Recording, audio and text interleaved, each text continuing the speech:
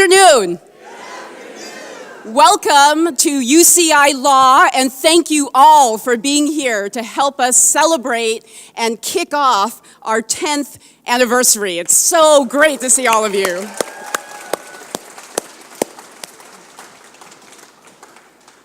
So as you know, we at UCI Law believe that a law school can change the world.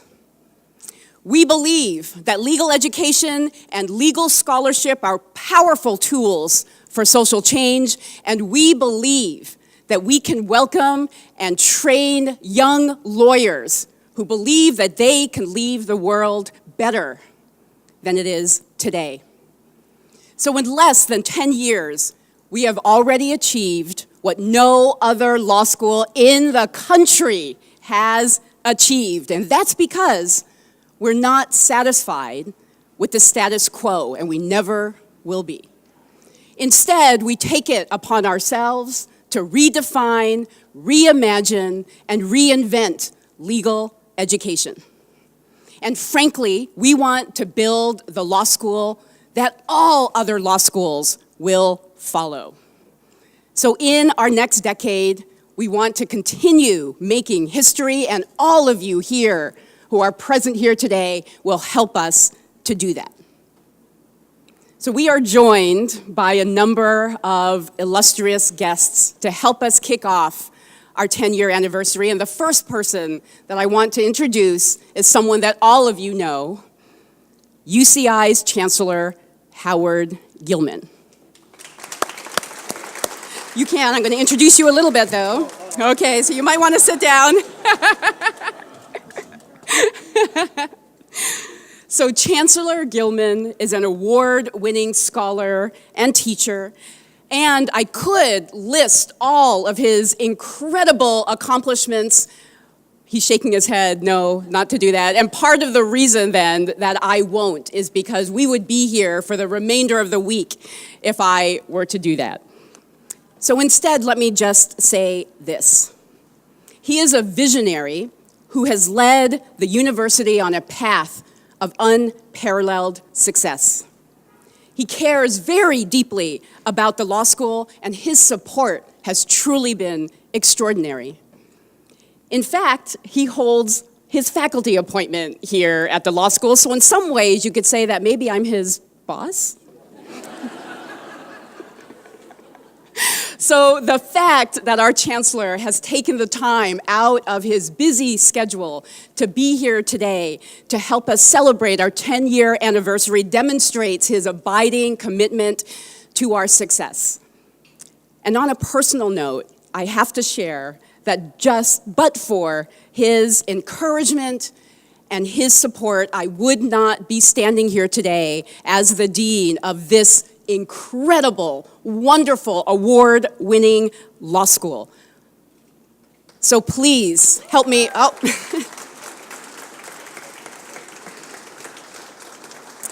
So Chancellor Gilman is my role model, my mentor, and my friend. So please give a warm welcome to our Chancellor.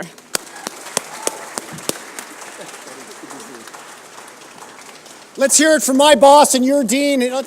Come on, she's good, right? She's doing a good job. Listen, on behalf of the entire UCI community, I just want to take notice that this occasion, this remarkable anniversary, is the source of such tremendous pride and joy for the entire university campus. What you all have done, what the people who came before you have done to create such an extraordinary school with a tremendous mission, the first great 21st century law school, is really nothing short of historic in the history of American academia. The 10th anniversary is always an occasion to look back and to look forward. I want to take a few seconds to look back. There have been many people who have made this possible, and in many respects, we are stewards of work that people have done not just over the last 10 years, but for a very long period of time. It begins with some great community members, and I don't want to steal their thunder because you're going to hear from them in a little while. But I do want you to know that before even we were thinking about the first dean and the first school and the first faculty, there were people in this community who understood how important and vital this mission should be. And dating back in the 1980s and 1990s and the 2000s, some early conversations with Chancellor Cicerone, our supporters in the community had as much to do with setting this in motion as with any other work that the campus itself did. I also want to recognize that the person who finally decided to run with this ball was my predecessor, Chancellor Michael Drake. And really, without his leadership, this would have never happened. Right alongside of him was the Provost and Executive Vice Chancellor, Michael Gottfredson. And at key moments, Vice Provost Michael Clark also played a key role to make sure that we kept this moving forward. So many tremendous people, and then, of course, that group, along with our community supporters, needed to recruit our first leader of the school. And I want to make sure we take a moment just to recognize the great work that our dear friend Erwin Chemerinsky did to really get us here and recruit the first group of people. So Erwin, we know that you're at a slightly older institution right now, but certainly not a more dynamic one. I also want to recognize people who will also be recognized in a few minutes. There are those of you on the staff and on the faculty who have also been here from the beginning. And what I want to recognize is that you can have a great idea that has great support from the community.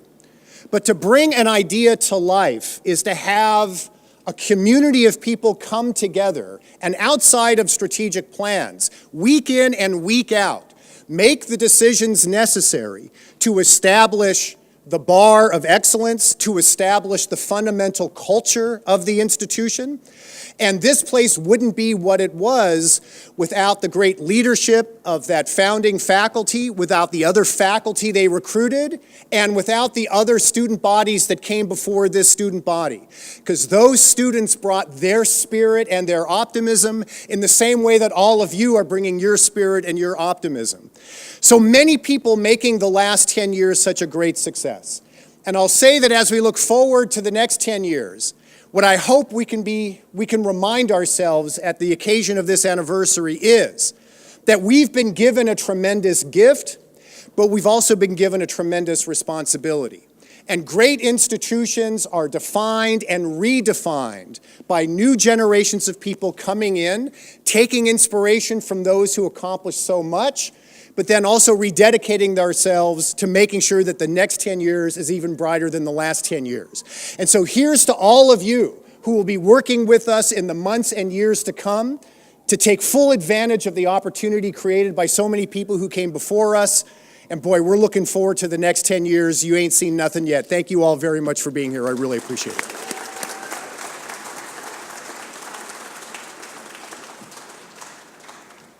Thank you so much, Chancellor Gilman, for those inspiring words, and thank you again for being such a tireless supporter of the law school. So the next person that I'd like to introduce and then welcome to the stage is our Provost and Executive Vice Chancellor, Enrique Lavernia. Provost Lavernia is also an accomplished scholar, including being a member of the prestigious National Academy of Engineering. And on a personal note, Enrique is also the person who called me out of the blue when I was sitting in an airport lounge offering me the interim deanship, and he remembers what I said to him when I answered the phone at first. So anyway, so Provost Lavernia, along with the Chancellor, are both responsible for me standing in front of all of you today. And since then, Provost Lavernia's support of me and for the law school has been unwavering. We are so fortunate to have him as our provost and honored to have him here today. Please join me in welcoming Provost Lavernia to the stage.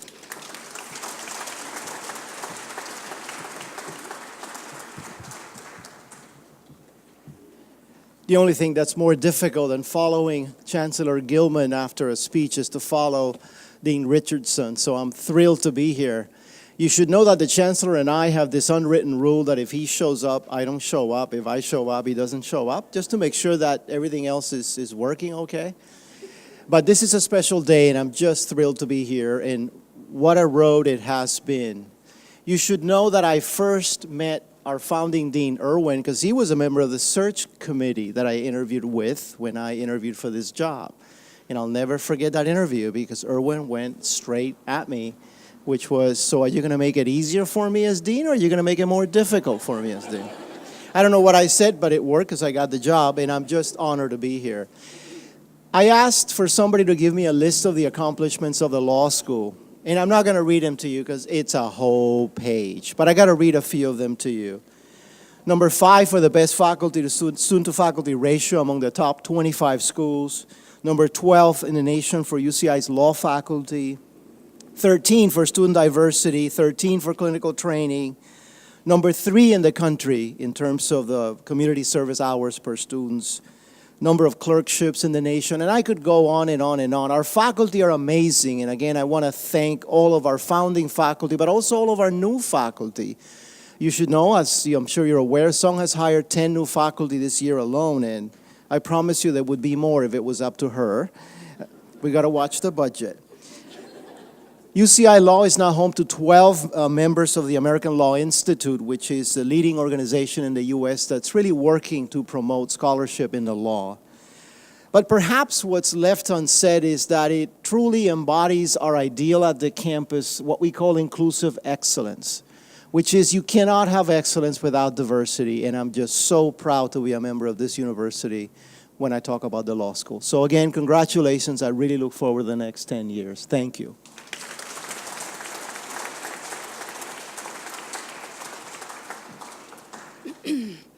Thank you so much, Provost Lavernia, and we are extremely fortunate here at the law school to have such accomplished and visionary leaders as Chancellor Gilman and Provost Lavernia. Now, I want to take this opportunity to acknowledge the members of UCI Law who represent the heart and soul of this wonderful place. We have 32 staff and faculty here today who've been with the law school since the beginning. And this group has truly seen it all, and they are also responsible for creating the unique, collegial, and collaborative culture that we have here at UCI Law today. So at this time, I'd like to welcome Michael Nee to the stage. He's our Assistant Dean for Human Resources for a special tribute to this remarkable group.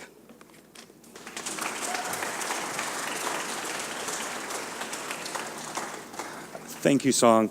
It's with both a great pleasure and an honor to read out the names of those current faculty and staff that have been with UCI Law from its inception period to the present.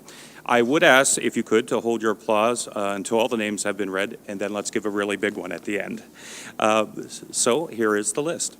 Ellen Augustiniak, Lillian Bracilero, Dan Burke, Alejandro Camacho, Linda Cohen, Joseph Demento, Diane Dunn, Patty Furukawa, Mary Germain, Jonathan Glader, Carrie Hempel, Jeffrey Latta, Stephen Lee, Melody Lemke, Christopher Leslie, Elizabeth Loftus, Joe Macavinta, Carrie Menkel-Meadow, Angie Middleton, Debbie Monderas, David Agasawara, Pamela Parham, Estuardo Ponciano,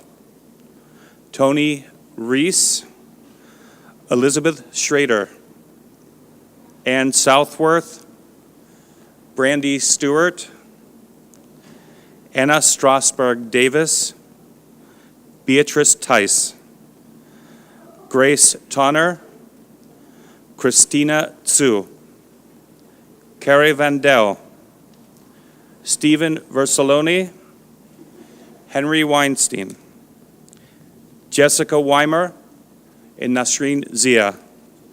At this time, would we please give a big round of applause for all those individuals?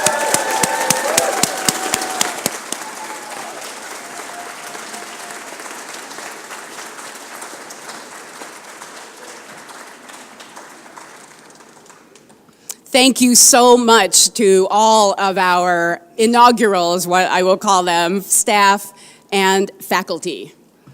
And now, I would love to introduce the special group of visionaries who dreamt about having a law school here at UCI. But not only did they dream about having a law school here, but then they proceeded to make it happen. Without them, we wouldn't be standing here today celebrating our 10th anniversary. And these, of course, are our founders and our community partners. So joining us today are James Irvine Swindon, Rich, thank you,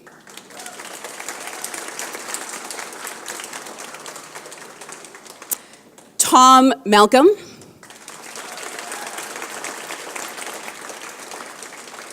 Mark Robinson, Gary Singer, and Rich Bridgeford. Unfortunately, Joe Dunn, Ann Andrews, and Judge Guilford could not be with us today. I'd like to share one quick fact about James Irvine Swindon. So James obtained the first grant for the law school. In addition to that, it was the dream of his grandmother, Athalie Richardson Irvine Clark, that UC Irvine established a law school here. So please join me once again in thanking James Irvine Swindon.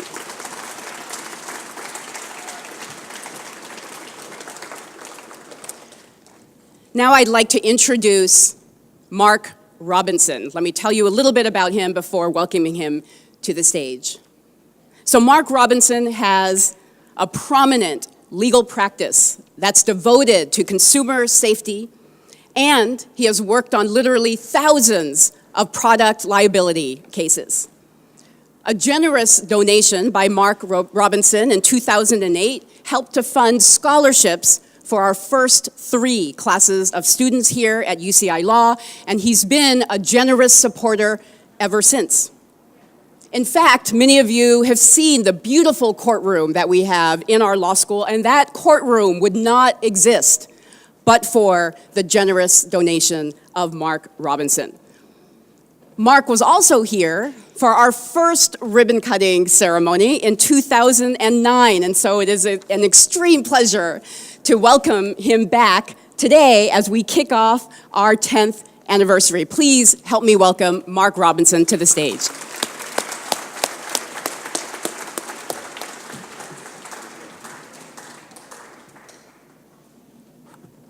Thank you very much, Song. It is true, when I got involved with UCI back in 2002, 2003, there was no law school. And in fact, the law school probably had as much potential for success as a mule winning the Kentucky Derby at that time. But we were able to do some things and put a team together. You're going to hear from some of the other members of the team. And it's just amazing that it worked out. I, along with Gary Singer, had the privilege of interviewing a dean for this group here. And there was 50 applications, so you don't know who you're going to interview, right? Well, the first one we interviewed was Erwin Chemerinsky. And so we didn't know at that time that that would be the great Dean Erwin, who's now at Bolt Hall. I'm sorry, Erwin, but now we like it down here. Anyway, and now we have Song, who is really one of the finest deans in this country. Anyway, really. So, sorry, Erwin, again. We're in the right place. Anyway, look, it was a great path. It was a long fight, but we got it done, and now you're here 10 years later, and let's keep it going. This is a great law school. I enjoy teaching here. I enjoy being around the students. This is tremendous, and thank you very much for coming.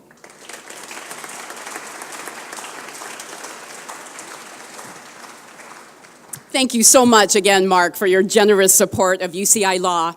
And next, I'd like to welcome Gary Singer to the stage. Gary was also instrumental in making UCI Law a reality. He helped to rally the Orange County legal and business community in support of the law school years before its existence.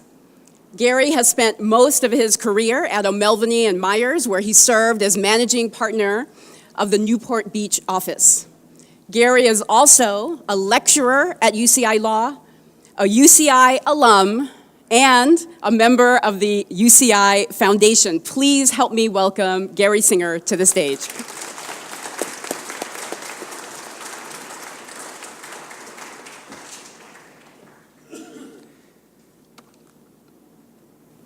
if I can't put this over here, just do that. Thank you, Song, and thank you, Mark, for the kind words. It's because of Mark I did not become a class action defense lawyer. I figured I'd better be on a different career path.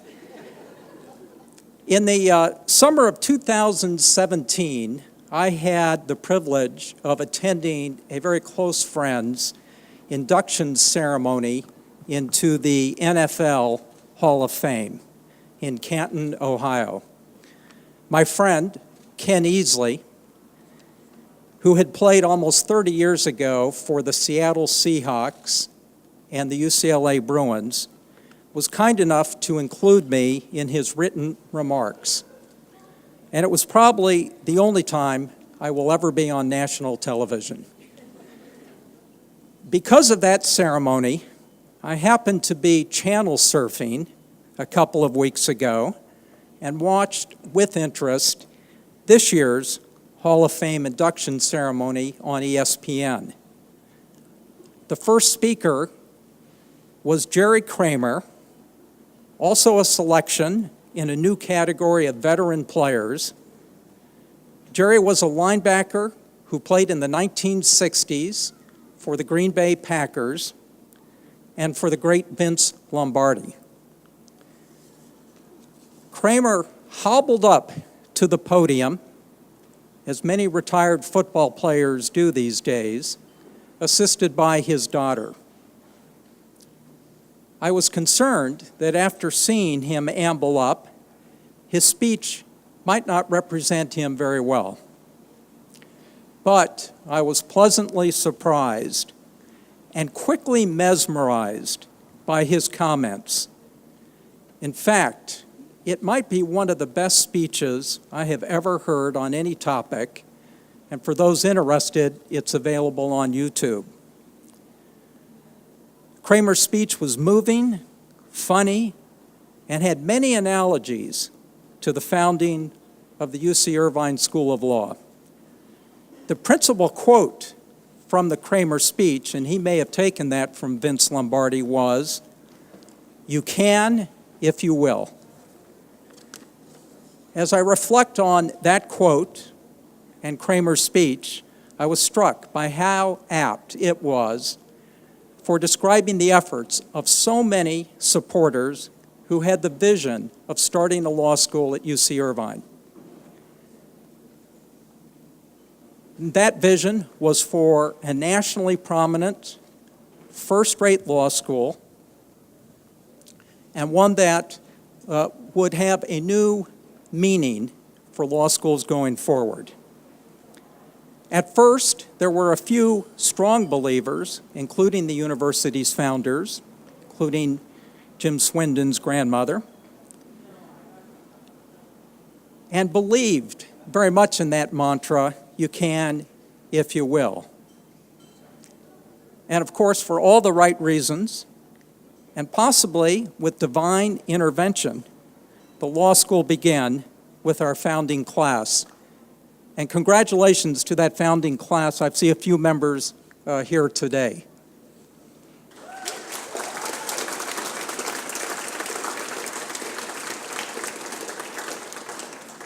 Now, 10 years later, with a thriving law school community, or team, as Jerry Kramer would say, so much has been accomplished.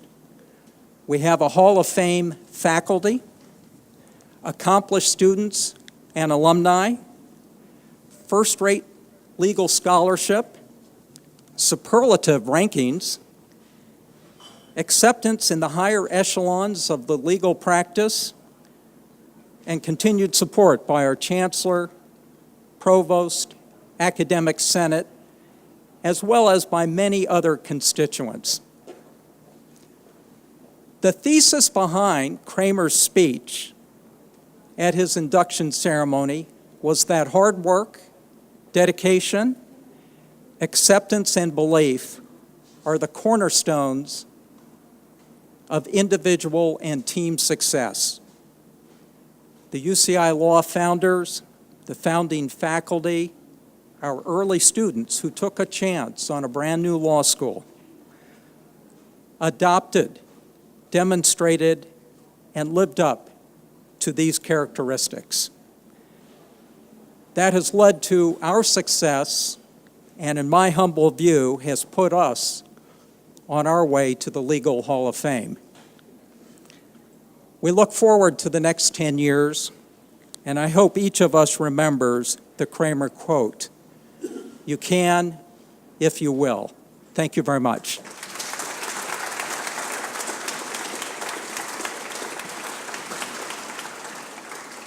Thank you so much, Gary, and we can and we will. Yes. So next, I'd like to introduce Rich Bridgeford. Rich is the founding partner of Bridgeford, Gleason, and Artinian in Newport Beach. He's a trial attorney with decades of experience representing clients in mass tort and class action litigation. And he's also on the board of the UCI Foundation. A generous donation from Rich Bridgeford in 2016 helped us establish our Civil Justice Research Institute. So please join me in welcoming Rich Bridgeford to the stage.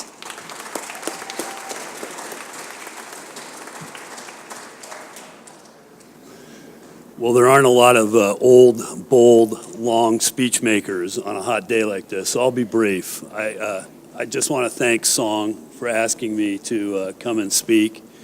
And I want to recognize UCI because I think it's extremely unique in the realm of law schools.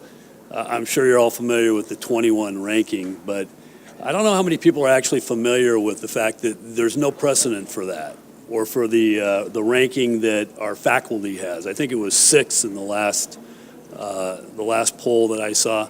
Nothing like that has ever been done. And just to cut to the chase, I think probably the faculty and some of the students, they know quite a bit about how those rankings come into being. And so to accomplish that with really no alumni, nobody out there, pulling strings to do that in a 10-year span is just unheard of. So give yourself a big pat on the back. All right? The other thing I want to say just quickly is that Erwin was a close friend of mine, and if it's possible, I think our new dean, Song, has even more energy than Erwin, if that's possible. And I think we're going to see really great things from Song. We already have. Our ranking's gone up, and her enthusiasm is just infectious. I also want to thank Howard, who's a good friend of mine. I'm a trustee here at UCI, and I believe in giving locally. I went to school somewhere else. I'm one of those guys who didn't get into Harvard. I probably wouldn't have got into UCI. But I believe in giving locally, and I believe in public education. And I just want to close with this. When we were all sitting around sort of chewing the fat before this meeting, and Mark Robinson's a good friend of mine, Gary's a good friend of mine, I've known Enrique for a few years, and Jim, and Tom Malcolm and I have tried cases against each other. He's a good friend. And we all came here around UCI, and these guys played a much bigger role than I have, okay? And they were here on the ground floor. But we were talking, before we came out here, and I think it was my friend Tom who posed the following question, and this is the age-old question all of you have heard if you're going to become attorneys. Why do we need more attorneys, right? And if you've ever been involved in charitable giving or fundraising, you know that it is easy to raise funds for a hospital because people, they get sick. And when they go there and they've given money, they get the picture that, this is a good thing to give to. Well, let me answer that question. Why do we need more attorneys? We need more attorneys because, in my humble opinion, at this time, like no time in my lifetime, certainly, and I graduated in '85, the rule of law in this country is under siege. And we are the makers, the interpreters, and the enforcers of the rule of law. And that is an essential role in our nation and in our history. So UCI is uniquely situated as a great public interest institution, a dedication to social justice, as well as personal responsibility. And I think that, this endeavor that was largely undertaken by my friends before I joined the group is the most significant law school experiment and endeavor that we can be involved with. If you had to pick one law school at this time in this nation to be involved with, it would be a public institution that has been ranked number 21 within a 10-year span and has that dedication to public interest, social responsibility, and social justice. So I couldn't be more excited to be part of your group, and thank you for letting me be here.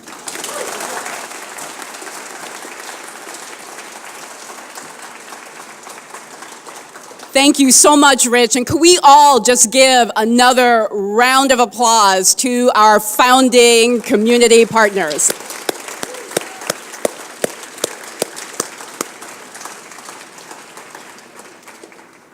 So visionaries built this law school, and visionaries will continue to shape and define our future. We were born out of a commitment to do things differently, and we will not lose sight of that mission. So if you look at the banner above my head or on the wall to my left, you'll see the words inspire, empower, transform. That is what UCI Law is all about. And when we work together as a community to achieve this vision, there is nothing, we know that, there is nothing that we cannot accomplish. There is no ceiling that we can't shatter. There is nothing that we can't do as a community working together and imagining our brilliant future. So in August of 2009, we began classes with a ribbon cutting ceremony in this very spot. There were fewer students then because this year we are welcoming our largest 1L class ever.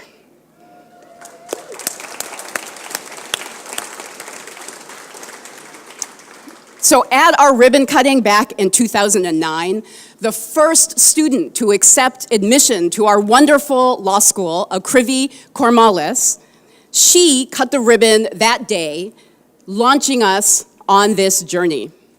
So today, it only made sense when we're doing another ribbon cutting to launch us on our next incredible decade, to have the first 3 students who accepted admission to our law school help us cut the ribbon. So I'd like to bring to the front, to welcome to the stage, Marlon Hawley.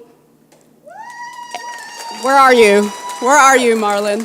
There you are, come up. Come join me up for a moment. Eric Jimenez Rodriguez, where are you?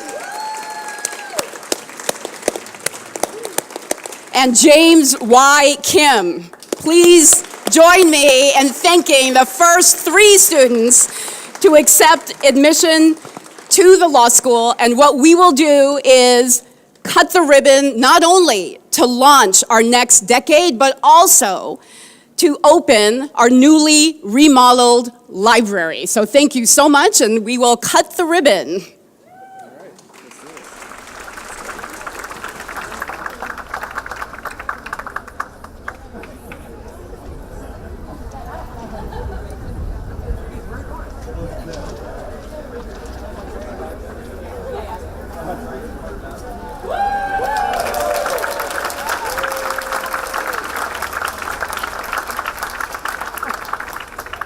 So thank you so much, Marlon, Eric, and James, and to the three of you, and to all of your classmates in the class of 2021, welcome to the UCI Law family. Our second decade is now underway, so I hope all of you will join us for a reception in the library. Let's have a fabulous next decade, everyone. Thank you.